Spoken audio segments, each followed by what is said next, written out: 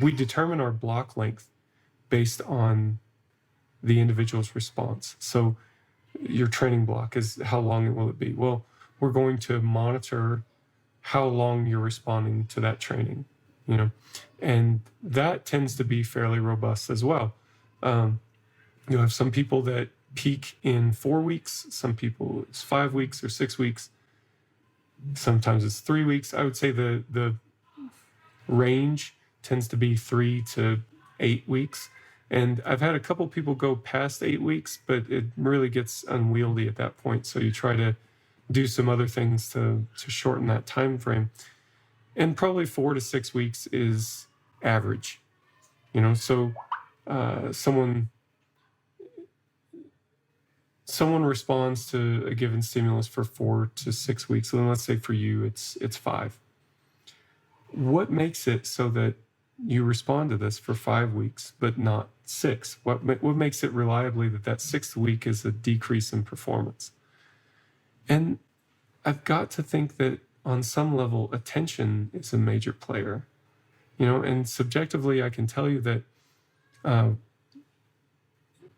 a powerlifter, so I like the things that I do, and I like lifting weights. And even if it's the same thing over and over, it's more weight than it was last week. So I like that, and I'm attentive and engaged. It's more weight than it was before. So that's interesting to me.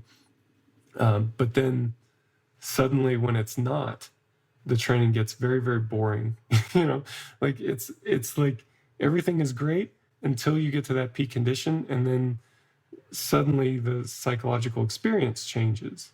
Now this feels boring. And so we make a bunch of changes to the training. We go into a pivot block, and then later another development block that's different.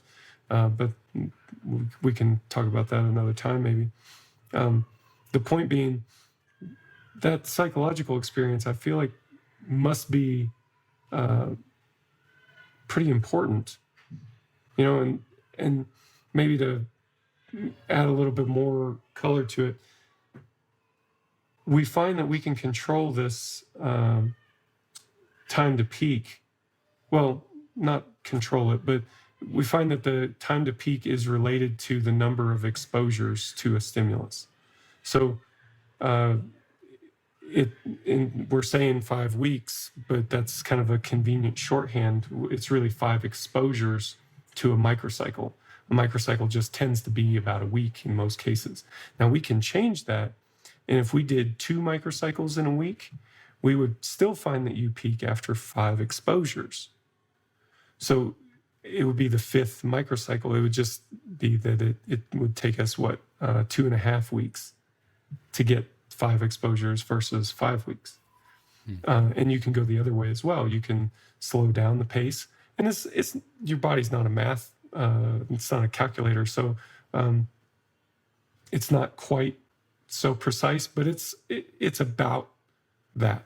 In reality, you may peak after 4 or 6 exposures if we're doing a 2x frequency, or it might be 4 or 6 exposures if we're doing a half frequency. But anyway, I'm getting a bit too far off track. No, this is great. What I wanted to mention was what counts as an exposure. Let's continue talking about bench press. In a given training week, you take the normal microcycle that lasts for 1 week. We're going to bench press, 3, 4, sometimes 5 times in that week. But we'll be doing something different in pretty much every session. At least the heavy work will be different. You'll have maybe one heavy bench session. You'll have some assistance sessions and some supplemental sessions. There'll be different exercises, different rep ranges, and so on. One thing that we do is sometimes we'll program a touch and go bench press. So in powerlifting competition, the competition bench press is paused. Sometimes we'll program a touch and go bench. Now, is that really different enough? Like a slight pause bench versus a touch and go bench, these things are very similar. And sometimes there'll be a similar rep range. So is that really different enough to count as a separate exposure? Or does it count as the same exposure and throw off our time to peak?